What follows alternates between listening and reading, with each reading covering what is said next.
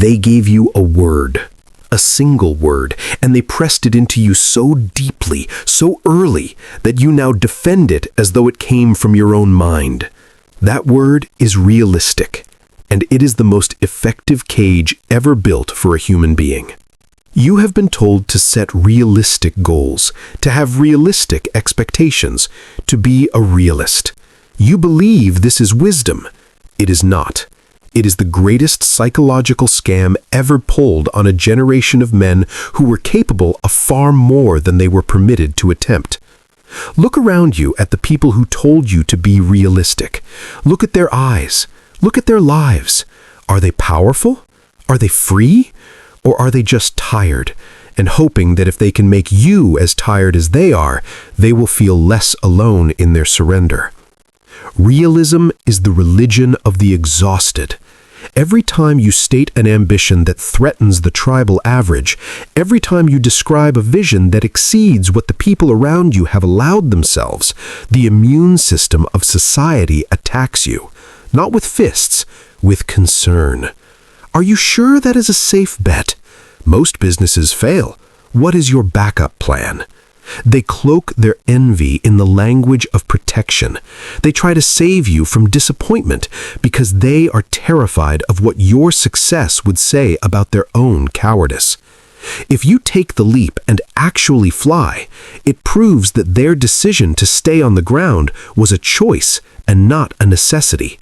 You expose their laziness, and they cannot survive that exposure, so they must ground you before you rise. This video is about what happens when you stop negotiating with a reality that was built by someone else, about what the research actually shows about the minds of men who change the world, and about why your delusion, properly weaponized, is not your flaw, it is your most lethal asset. Stay with this, because what you are about to understand about realism and about the scientific reality of what actually produces extraordinary results will permanently change how you relate to every ambitious thought you have ever dismissed as unrealistic. Stop being realistic. Here is exactly why it is costing you everything, and what the most powerful minds in history did instead. The realistic people are losing, and you have been one of them long enough. Let us talk about what they sold you as prudence. They told you that the rational man succeeds, that the cautious man survives, that the grounded man builds lasting things. And every piece of that advice was designed, consciously or not, to produce a man who never threatens the people giving it. The realist looks at his own limitations and calls them facts. He looks at the success of outliers and calls it luck. He builds his life inside the boundaries of what he can currently prove, and then wonders why his life is exactly as small as the evidence he was willing to accept. And here is what they never told you. The research does not support realism. The science does not support it. In the late 1980s, a researcher named Shelley Taylor at UCLA discovered something that shattered the foundation of modern psychology. The people who saw the world most accurately, who correctly assessed their own flaws and the probability of failure, were the clinically depressed.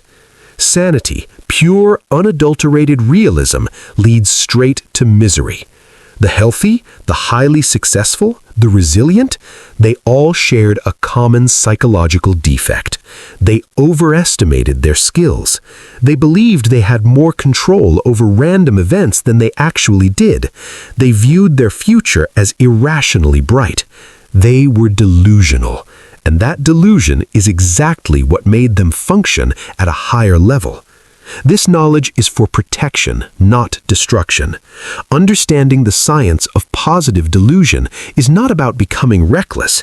It's about understanding that the brain you were given was designed to be overridden by belief, and the man who understands that override owns his own destiny. Comment right now, what is the one ambition you have dismissed as unrealistic that has never fully left you? The one that returns in quiet moments, the one you have defended against most carefully because you are most afraid of trying it and failing. Name it. Or name its category. Just name something.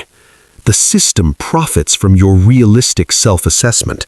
A man who accurately appraises his limitations is a man who stays within the consumption bracket designed for him, who does not disrupt the markets built around his predictable behavior, who does not compete with the people who own those markets. Your realism is their security. Daniel Kahneman, the Nobel laureate, studied the psychology of successful entrepreneurs. He found the exact same pathology Taylor found. The people who change the world operate on an optimism bias so extreme it borders on madness. They look at a 90% failure rate and legitimately think, those poor 90%. Good thing I'm different. This is not the cheap, toxic positivity you see everywhere. It is not smiling at a wall and hoping it turns into a door. It is a biological hacking of the self-fulfilling prophecy. When you adopt a delusional belief in your own inevitability, your brain alters its filtering mechanism. It stops looking for reasons to quit and starts scanning the environment for weapons to use.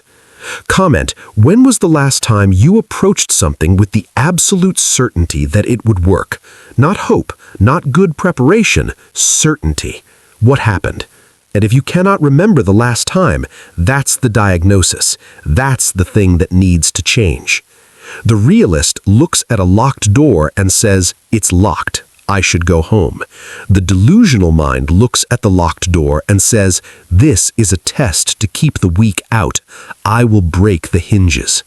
You need to cultivate an arrogance so deep, so unshakable, that the world eventually bends to accommodate it. You are currently negotiating with a reality that was built by someone else, their ceiling, their probability assessments, their definitions of what is possible for a man like you. You have been operating inside a map drawn by people who were not going where you are going. Stop negotiating. Start dictating. Humility, as it is sold to you, is a tool used by the weak to domesticate the strong. When society tells you to be humble, they are not asking you to be polite. They are asking you to shrink. They want you to diminish your light so their shadows don't look so dark. Think about a surgeon performing a life-saving operation. Do you want that surgeon to be humble? Standing over the operating table saying, well, I'm not that great. I'll just do my best and we'll see what happens. No. You want a surgeon with a God complex. You want a surgeon who looks at death and says, not today, I'm in the room. Now, the man who built an entire philosophy around this, not a motivational speaker, a man who studied the most powerful operators in human history and extracted the precise psychological mechanism that made them unstoppable, and who lived it under conditions that would have broken every realist he ever met. Napoleon Hill, born 1833 in Pound, Virginia, a man who grew up in poverty in a two-room cabin in the Appalachian Mountains, who was offered an assignment as a young journalist to interview Andrew Carnegie, the richest man in the world, and who turned that single interview into a 20-year research project that became the most widely read success philosophy in human history. Hill spent 20 years interviewing 500 of the most successful men of his era: Carnegie, Edison, Ford, Rockefeller, Teddy Roosevelt, not to celebrate them, to find the mechanism, the specific, repeatable, transferable psychological operating system that produced their results regardless of their circumstance. What he found was not what the realists expected. He did not find smarter men. He did not find luckier men. He did not find men with better resources or superior connections or easier circumstances. He found men who shared one specific psychological quality that the ordinary man had been specifically trained to suppress. They possessed, in Hill's words, a definiteness of purpose that bordered on obsession. They did not hope to achieve their vision. They did not try to achieve it. They demanded it of the universe, and they acted every day as if the transaction was already complete. Hill wrote Think and Grow Rich in 1937, in the middle of the Great Depression, for a generation of men who had every reason to be realistic and who needed more than anything to understand why their realism was killing them. The book has sold over 100 million copies. The idea is never more urgent than it is right now. Whatever the mind of man can conceive and believe, it can achieve. Whatever the mind can conceive and believe, it can achieve. Not whatever you work hard enough for, not whatever you are realistic enough about, whatever you can conceive and believe. Two conditions, both internal, both entirely in your control, and neither of them requiring the permission of a single person who told you to be realistic.